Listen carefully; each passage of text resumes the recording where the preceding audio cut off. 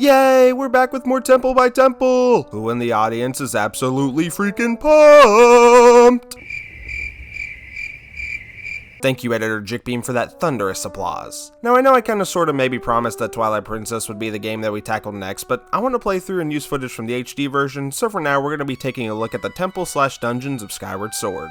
Now, in all honesty, Skyward Sword has never been one of my favorites in the Zelda franchise. What, this guy doesn't really care too much for Wind Waker and he didn't care for Skyward Sword either? What's next? Is this guy like a Breath of the Wild fan or something? Well, yes, but don't worry, I've come around to this game on my latest playthrough. While don't get me wrong, I still have problems with the game, I still find it to be an enjoyable experience. One of the aspects of Skyward Sword that always gets praised is its awesome and amazingly designed motion controls. I mean dungeons. Whoopsies. This lineup is absolutely amazing. You got such classics as the Ancient Cistern and the Sand Ship, but what about some of the other ones that aren't talked about nearly as much? Well, luckily for us, today on the Temple by Temple agenda, we have the first temple in Skyward Sword being Skyview Temple. If you've never been graced with the presence of a Jickbeam Temple by Temple video before, then let me go ahead and explain how things work around here. I'll talk about the entire lead up to the temple alongside anything inside I find important to talk about. At the end of the analysis, I'll give the temple/dungeon a standard tier list letter grade. I'm also going to be trying to give a little more lore about the temple and actually dive deeper into it during the series. Alright, let's quit with this pretty long intro and get right into the analysis of Skyview Temple.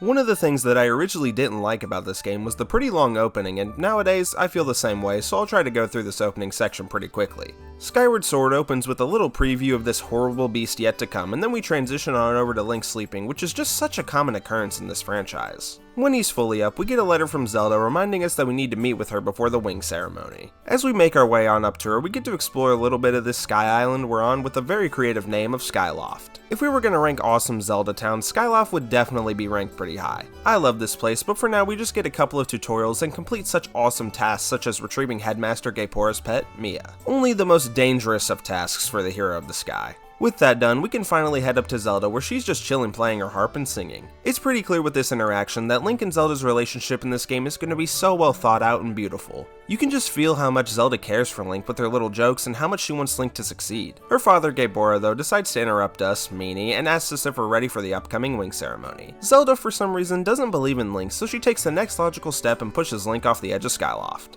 We try to call our Loftwing, which are the bird creatures that I've probably shown footage of by now, but for some reason, it doesn't come. Zelda then heroically saves Link with her own Loftwing, bringing him back to Skyloft. Unfortunately, without our Loftwing, we can't participate in the wing ceremony, so let's go try and find him. As we continue to explore Skyloft, we'll eventually come across the greatest character to be put in any Zelda game, Groose. Groose acts as a straight up bully to Link, and every scene he's in is absolutely hilarious. I mean, just look at the way this dude moves with his stupid hair and his stupid friends. He's just the absolute goat. Luckily though, Zelda is nice enough to step up and tell this fat chump to get out of here. Zelda goes off to try and look for our Loftwing as Link does the same. Eventually, we'll come across a cave and somehow, someway, Link can spot his Loftwing through this wooden gate. Seriously, does Link have like some supervision or something? Well, I guess he is the chosen one, so it's not insanely hard to believe. Unfortunately, we can't get into the cave thanks to the wooden stakes, but luckily for you guys, I know a way to get through. If we start to run back to where we met Zelda originally, some dude named Pipit calls us over. He's with another Skyloft resident named Fledge, who reveals that it was actually Groose who stole our Loftwing. What? No way, that's absolutely insane. Who could have guessed that that would happen?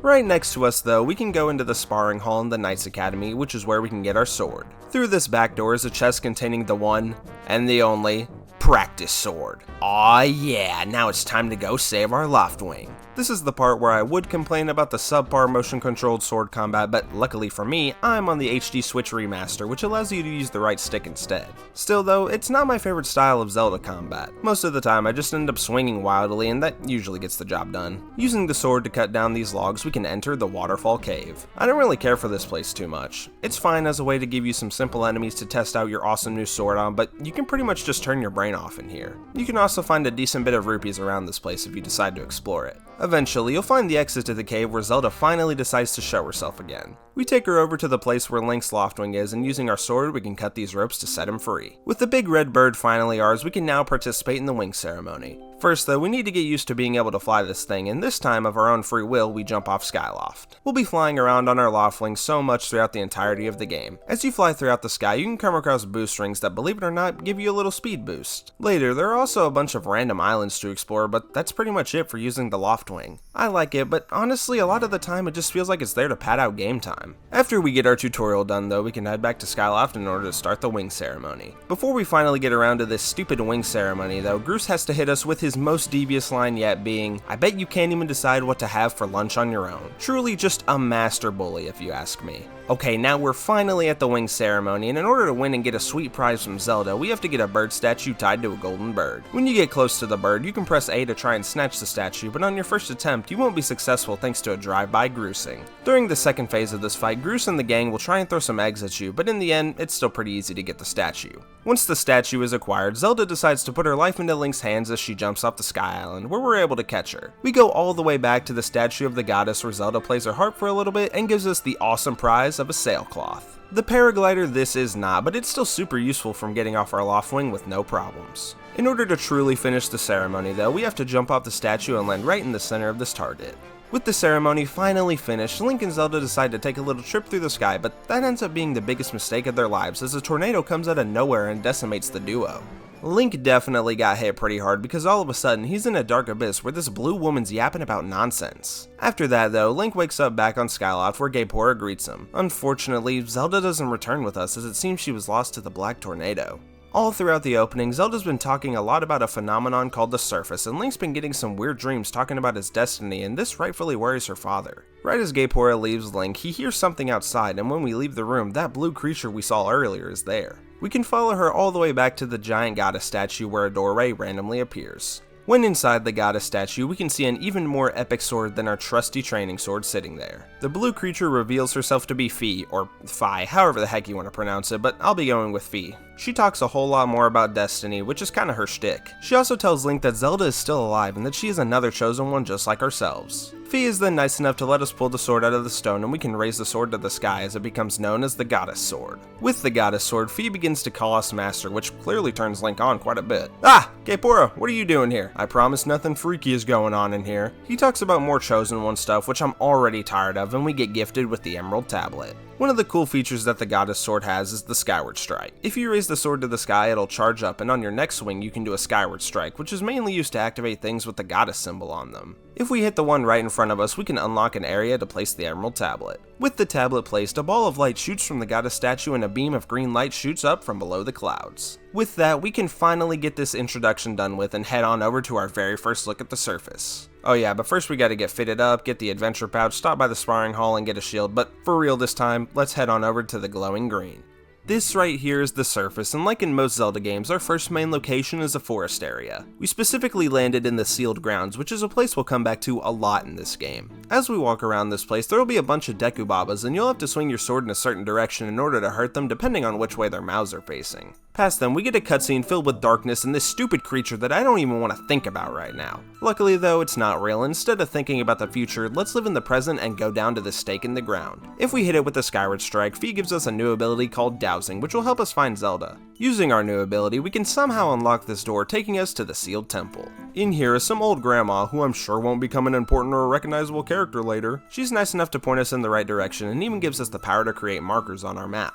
A little bit outside of the temple, there's a Goron getting swarmed by a bunch of bokoblins, and I guess we can help him. Okay, you know, I'm tired of all these tutorials. No, I don't care about this bird statue. I regret saving you, Gorko. I'm just trying to get to Skyview Temple. Once he finally shuts up, we can keep on trucking along, eventually getting to the Faron Woods. Faron Woods ain't no Kokiri forest, but I still like this place a decent bit. We'll come across more bokoblins terrorizing even more random species, but instead of a Goron, it's a Kikwi. These guys are so freaking cute, but for some reason, this one seems pretty scared of Link and runs away.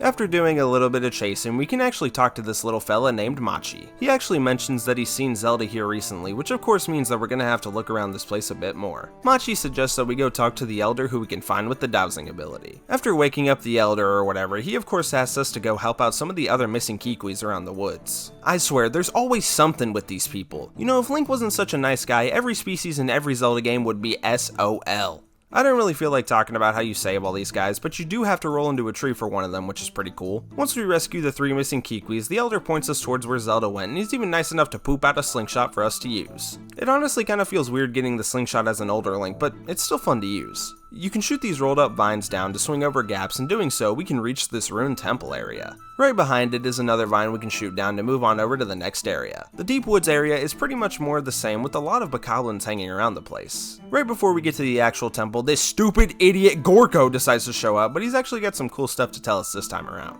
Around every location in the game, there's these goddess cubes that you can hit with the Skyward Strike. When you do so, the cube disappears and more things in the sky open for us to explore. Luckily though, like I said, the temple is super close, and by shooting this pink diamond with our slingshot, we can finally enter Skyview Temple. It has taken so long to finally get to this point, but we have finally arrived at our first temple of the game. As always though, we get to start by talking about the temple's music. If you've seen my other temple by temple videos, you'll know that music is one of the most important aspects of a temple in my opinion. I mean, it's what you'll be listening to the entire time, so if the song sucks, it's gonna hinder how much you enjoy your time in the dungeon. And honestly, Skyview's temple theme is not talked about nearly as much as I think it should be. It's so mysterious and dark, yet makes me want to explore the place. It especially fits with this being the first dungeon in the game. I mean, Link just got thrown into this without really much preparation, so of course he's going to be unsure of everything going on. I mean, the dude didn't even know that there was a surface until a little bit ago. The main oboe melody is perfect. There's also this bassoon or contrabassoon in the background that makes the song feel a lot darker. Obviously, there's a synthesizer and some strings, which seem to be present in almost all the temple themes, but what really stands out to me is the timpani. This and the bassoon are the backbone of the piece of music and help it stand out in my eyes. Forest temple themes in Zelda games are almost always the most mysterious sounding, and Skyview Temple's theme is one that deserves more appreciation. Skyview Temple itself was built in order to protect and provide easy access to Skyview Spring, which is a holy body of water tied to the goddess Hylia. It's pretty clear that this place is old, with the luminescent-like atmosphere clearly being reclaimed by the forest. The luminescent atmosphere though makes it feel like such a holy place, and you know, the symbols and stuff down here add to that too. The temple's Japanese name actually translates to Prospect Temple, which symbolizes a connection to the heavens, almost merging it in the earth. There's also a lot of bird imagery and wing-like architecture in spots, which of course symbolizes a connection between divine guidance.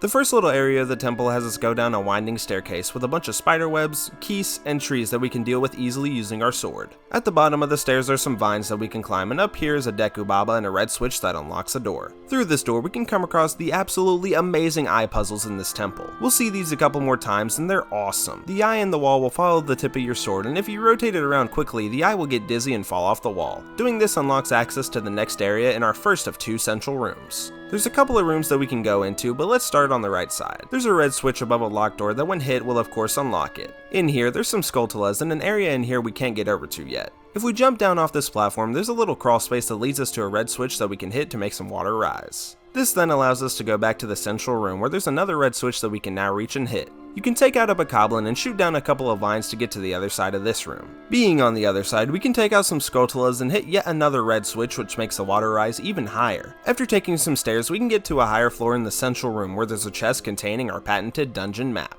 With the water raised a lot higher, we can actually climb up some vines on the right wall, leading to a door to the other side of the right room we couldn't reach earlier. Over here, there's another eye puzzle that when completed opens up access to a chest containing a small key. Now with the small key, we can go back to the central room and unlock access to the second central room. This room in particular focuses very heavily on the bird architecture that I mentioned earlier. Of course, there's a switch that we can hit, opening up a door immediately in front of us. When we enter the room, the door locks behind us as we enter into the mini-boss fight. It's just one Stalfos, which isn't the first time this enemy has been used as a mini-boss. The fight itself is pretty fun as you have to swing in the openings he leaves while blocking with his swords. Once he's defeated, a chest spawns in the middle of the room containing the item of the dungeon, the beetle. This is one of the weirdest Zelda items in the entire franchise, but thankfully it's pretty fun to use. We'll get upgrades for it later down the line, but for now we can use it to cut spiderwebs and hit switches. On the left side of the room, there's a little area we can fly our beetle through, hitting a switch to unlock a door. The next area takes us through a little hallway leading to another door. In here, as the door gets locked behind, a Skulltula tries to jump Link.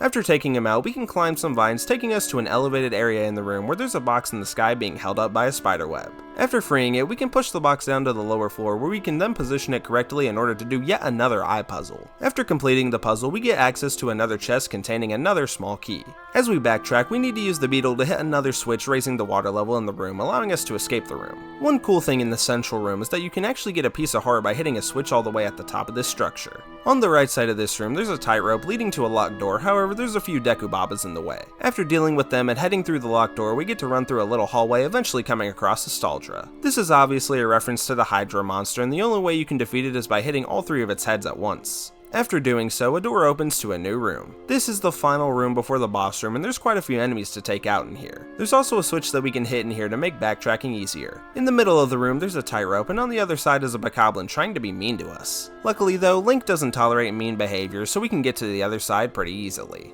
Once over here, we can lower some vines using either the slingshot or the beetle. That's probably one of my favorite things about the beetle. It can pretty much do anything that the slingshot can do, but just at a much slower pace. With the vines lowered, we can then climb some more vines and swing across the room on some ropes. It's always super satisfying to successfully jump from vine to vine, not to mention kinda stressful. Once we get past the vine section, we come across a chest not containing a boss key, or even a big key, but instead, the golden carving. Yeah, Skyward Sword likes to get pretty fancy with its boss keys, and you know what? I actually really like it. With the golden carving, we can head on over to the boss door and complete one final puzzle to enter the boss room.